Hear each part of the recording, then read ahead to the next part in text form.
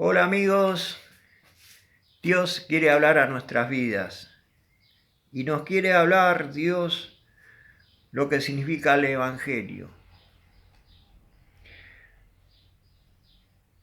Padre, en el nombre de Jesús,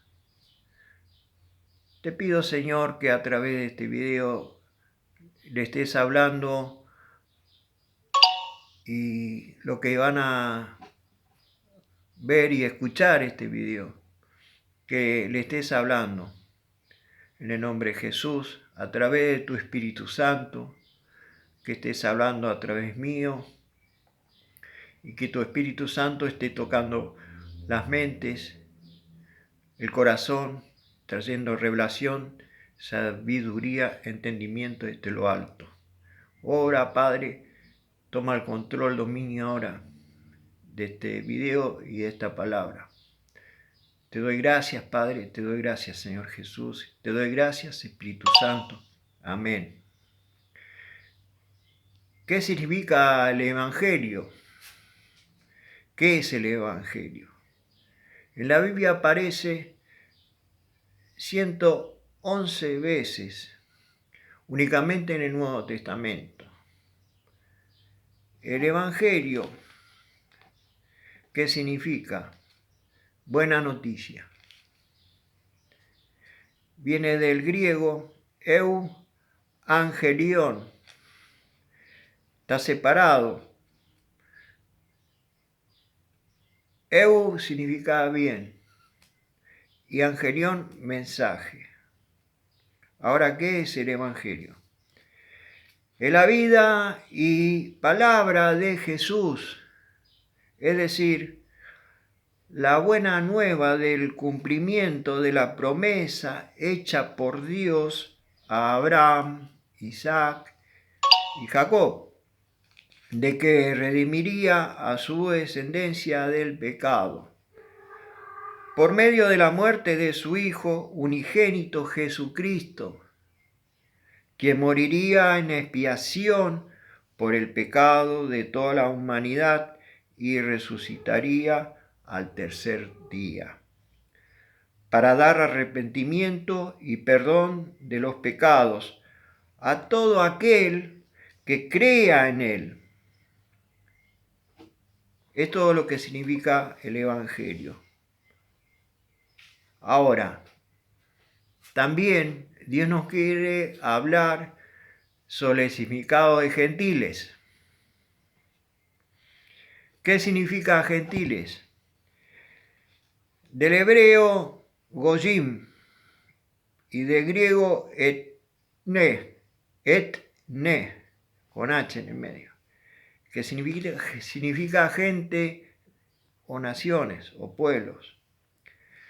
Este término, generalmente usado así, en plural, se designa a las gentes y los no judíos que no pertenecían al pueblo elegido, a los incircuncisos, los que no son de linaje israelitas. La palabra gentiles aparece 102 veces en la Biblia. Y la primera vez que aparece en la Biblia fue en el libro de Isaías, capítulo 9, que habla del nacimiento y reinado del Mesías. Dice así, el versículo 1, mas no habrá siempre oscuridad para la que está ahora en angustia, tal como la aflicción que le vino en el tiempo que livianamente tocaron la primera vez a la tierra de Zabulón y la tierra de Neftalí, pues al fin llenará de gloria el camino del mar de aquel lado del Jordán, en Galilea de los gentiles. Esta es una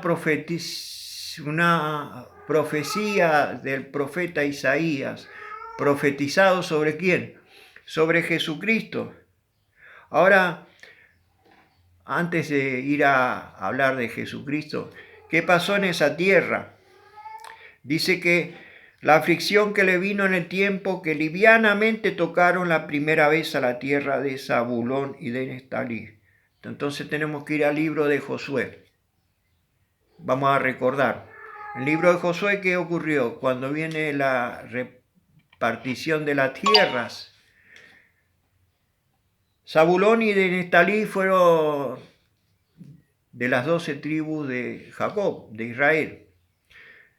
Cada tribu tenía la parte de la tierra prometida y ahí se levantaron pueblos. Pero la palabra de Dios era la siguiente, que tenían que echar los habitantes que estaban habitando en esas tierras. Los habitantes de esa tierra tenían otras costumbres, tenían otras creencias, a un Dios diferente al Dios vivo, el creador de los cielos y la tierra. Como creían los israelitas, los hebreos en aquellos tiempos.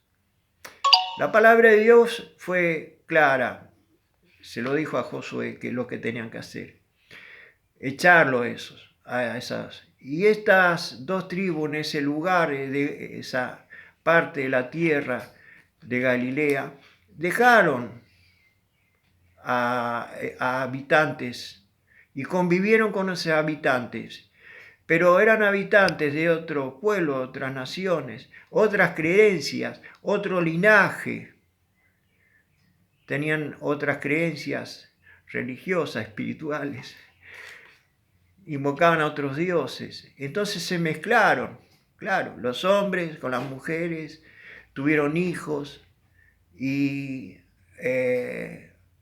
las mujeres de aquellos pueblos con los hombres, y bueno, así algunos seguían adorando a Dios y otros no, otros se fueron apartando o mezclaron diferentes creencias, y eso lo encontramos, esto ocurrió en los libros de Reyes, que es lo que pasó en esas tierras con ese pueblo, que se fueron mezclando.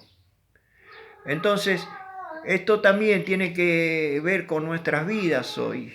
Hoy hay diferentes religiones, hay diferentes creaciones, hay muchos que dicen ser cristianos, pero cada diferentes doctrinas, creyendo en Dios, que lo que creemos en nosotros y lo que creen en los israelitas mismos, la religión hebrea.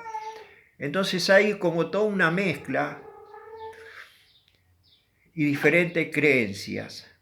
Ahora sí, vamos a lo de Jesús. Qué importante la obra, el propósito que hizo Dios, que Jesús fue a vivir en ese lugar pagano, en esas tierras, porque Él no nació en ese lugar, pero vivió casi prácticamente toda su vida, fue criado en esas tierras, con la religión hebrea y otras creencias también. Convivió en ese lugar. Dios lo hizo vivir ahí en ese lugar, hasta los 30 años que empezó su ministerio. Pero bueno, Él nació en Jerusalén, en Nazaret, pero luego Él volvió a esas tierras, con su padre, con su madre. Entonces, si pasamos a Mateo, capítulo 4, dice que a partir del 12, que Jesús principia su ministerio. ¿Y dónde Jesús principia su ministerio? Lo podemos ver en la Biblia, ahí en esa tierra de paganos. Se presentó a una sinagoga y ahí empezó a predicar. ¿A quién? Primeramente predicó en ese lugar donde estaban las tinieblas. Y esto ocurre hoy en nosotros también.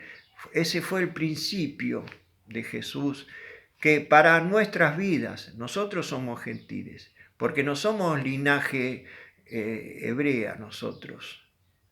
Bueno, habrá alguno que sea, sí, está bien, correcto, pero casi todos somos adoptados por hijos de Dios al creer en Jesucristo.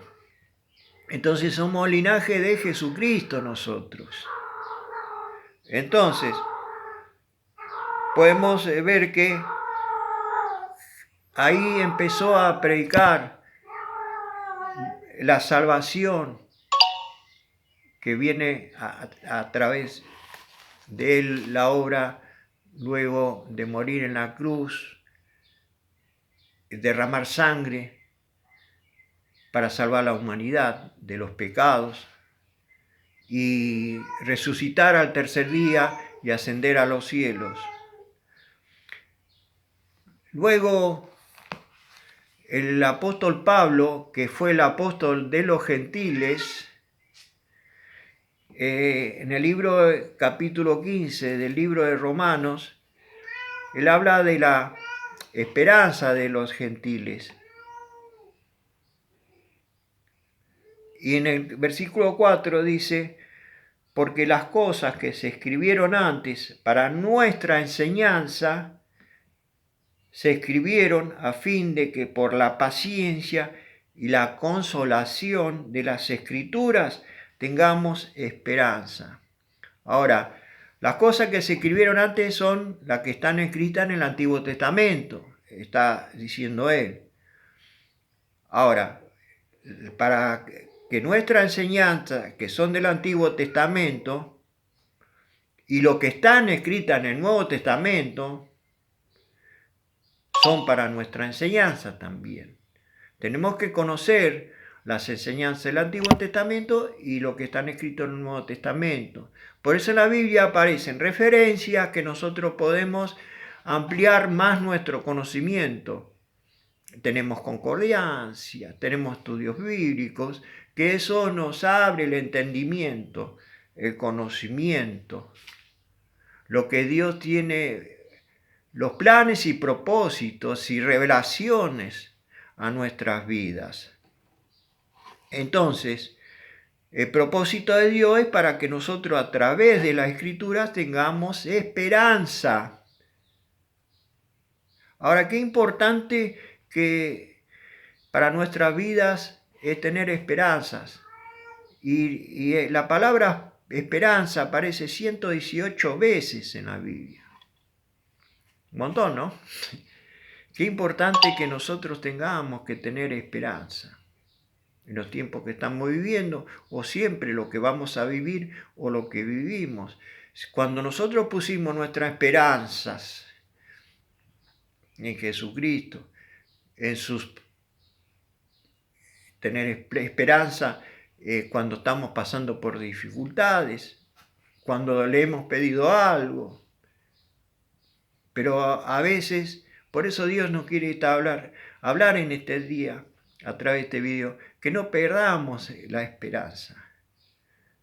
Porque las Escrituras nos capacita, dice el apóstol Pablo en este versículo, con paciencia. Separamos la palabra paciencia y leemos paz y ciencia. Y las Escrituras nos consuelan, nos dan tranquilidad si estamos preocupados, estamos ansiosos. Dios nos va a hablar a través de la Escritura para que tengamos paz y ciencia, conocimiento. Dios nos va a revelar para que salgamos de alguna situación o para que tengamos paciencia y esperar. Tener esperanza que de esta vamos a salir. Ahora hay dos tipos de esperanzas. Es la esperanza nuestra propia, que es una confianza en que va a ocurrir algo que uno desea. Ahora, la esperanza de Dios es esperar con firmeza y con convicción lo que Dios nos ha prometido. Es diferente, ¿no? Nos da la fuerza, nos fortalece en fe, eso es lo que nosotros necesitamos. En el versículo 13, bueno, a partir del 7, podemos leer las profecías sobre Jesús que menciona, ¿no? Esto lo leen ustedes. En el versículo 13, el apóstol Pablo le habla a los romanos y les dice: y el Dios de esperanza os llene de todo gozo y paz en el creer, para que abundéis en esperanza por el poder del Espíritu Santo. Qué importante es el poder del Espíritu Santo. Hoy voy a hacer por ustedes una oración por este versículo. Padre, en el nombre de Jesús, oro por cada persona que va a escuchar este video. Padre, tú que eres el Dios que da esperanzas, que eres el Dios de la esperanza, como dice el apóstol Pablo. Yo lo creo. Te pido en el nombre de Jesús que los llenes de tu alegría y paz para todos los que tienen fe en ti, Padre. Y que les des abundante esperanza por el poder del Espíritu Santo. Amén, amén. Los bendigo enormemente en el nombre de Jesús. Muchos éxitos, prosperidad y victoria en el nombre de Jesús. Amén y amén.